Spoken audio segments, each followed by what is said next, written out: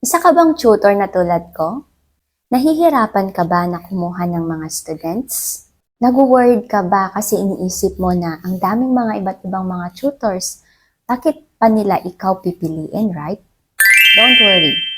Sa video na to, isi-share ko sa iyo yung mga secret tips ko on how I was able to stand out as a tutor here in our community. Marami sa ating mga tutor ang nag-worry kasi nakikita naman natin sa social media na lang, di ba? Napakadami nating competition. Or iniisip natin na paano pa nila ako kukunin as a tutor, ang dami-dami ko ng mga kalaban. Di ba? And talagang napufrustrate tayo, di ba? Iniisip natin, wala, buti pa siya. May mga tinututor na, ako wala pa. Di ba? And talagang nadadown tayo minsan. I've been there. Naranasan ko din yan nung nagsisimula ako sa pag-tutor. And today, isi-share ko sa iyo yung dalawang bagay I discovered na effective way para mag-stand out ka. Hindi mo kailangang kalabanin lahat ng mga kapwa mo tutors. Instead, kailangan yung sarili mo, meron kang gagawin so that mapansin ka, so that ikaw yung makita ng mga parents na nangangailangan ng tutor sa kanilang mga anak.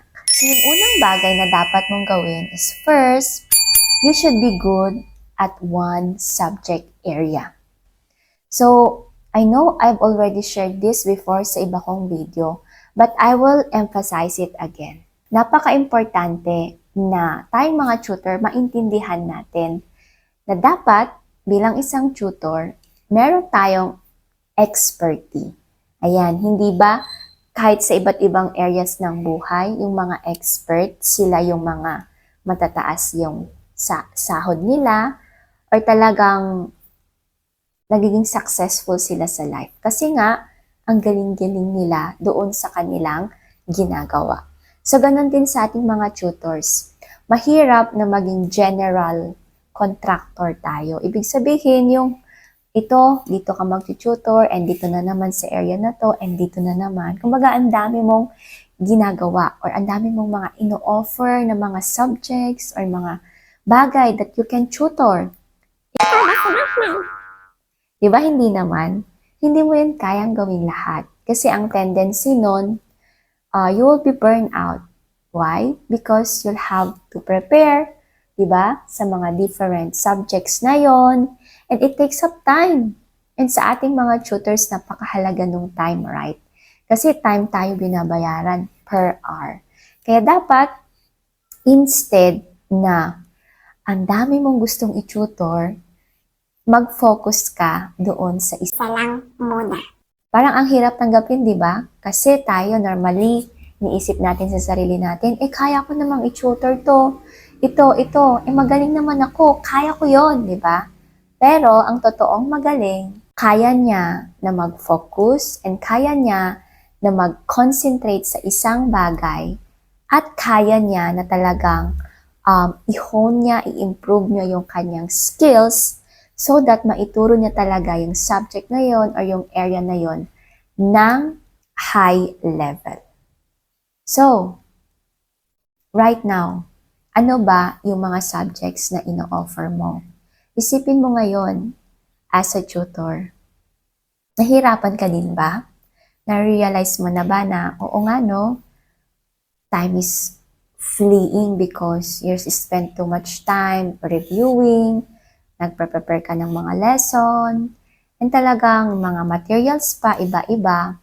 Whereas kapag isa lang na subject yung talagang inaral mo, and talagang i-challenge mo yung sarili mo na maging expert ka doon, hindi ba mas magiging madali? Just like what I'm experiencing right now. Actually, hindi na ako masyadong nagpre-prepare every time na may mga students ako na pumupunta sa tutorial. But before, nung nagsisimula ako, talagang meron akong lesson plan, meron akong notes kung ano yung gagawin ko. I-check ko pa yon, di ba, kung tapos ko na or hindi pa. Pero ngayon, pagdating ng estudyante, easy na lang. Alam ko na. Alam ko na kung anong kailangan niya. Alam ko na kung ano ibibigay ko. And naka-ready na. Reusable yung mga materials ko. Yun lang yung lagi kong ginagamit sa lahat ng aking mga students. So, I challenge you. Do you want to be stressed out and to spend too much time sa preparation mo ng iyong mga lessons? Or do you want na matutunan mo yung isang area or yung isang subject, maging magaling ka doon, and in the future, hayahay ka na lang, di ba? Kasi kabisado mo na. So, the choice is yours.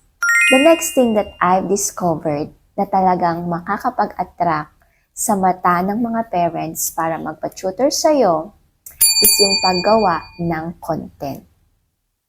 Yes, kailangan mo na talagang gumawa ng content doon sa subject na itinututor mo. Ayan, aware naman tayo now we are in the technology age, di ba?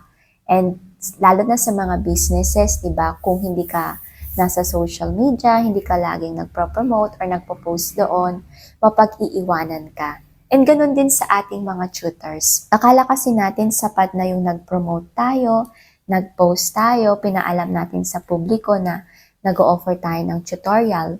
Pero the same rin naman, di ba, sa mga business or sa mga brand, hindi lang sila nagpo-post. Instead, pinapakita rin nila yung mga benefits ng mga products nila or kung ano yung naitutulong nito at sino yung mga tao na talagang nangangailangan ng mga products na yon and ano yung mga, kumbaga, reviews nila dun sa products na iyon.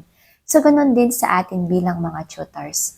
Kailangan mag-create din tayo ng content. Ipakita natin sa mga parents ano yung maitutulong ng pag-tutor sa kanilang mga anak and mag-share din tayo ng mga knowledge and information about doon sa mga subject na ating itinuturo. Sabi nga nila, content is king. Kaya, right now, kung wala ka pang ginagawang content, i-challenge mo yung sarili mo. I remember way back when I was still starting, I have created a 30-day challenge kung saan kailangan kong gumawa ng reels sa loob ng 30 days. Talagang challenge ko yung sarili ko. And nagawa ko yun. And napansin ko nung na-hit ko yung 30-day challenge of reels sa Facebook, nagtuloy-tuloy na. Kumbaga naging habit ko na lang yung paggawa ng mga reels sa Facebook in order to promote my tutoring service and in order to create valuable content that can help people around me. Hindi man lahat ng nanonood sa'yo ay magpapatutor sa'yo. Sabi ko nga, may mga kakilala yan. And pwede ka nilang i-refer someday, somehow doon sa mga tao na yon. Kaya, kung ngayon, nagda-doubt ka pa if you will create content, I'm telling you, gawin mo na.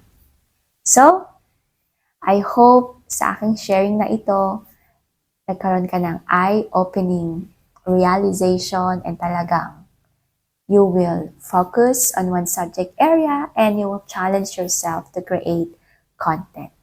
And you'll see, hindi matatapos ang isang buwan. If you do it, magkakaroon ka ng mga students sa iyong tutoring, career, or business. So, that's it. Thank you so much for watching my video. Please don't forget to click that like button and subscribe ka na rin sa channel na ito. Bye!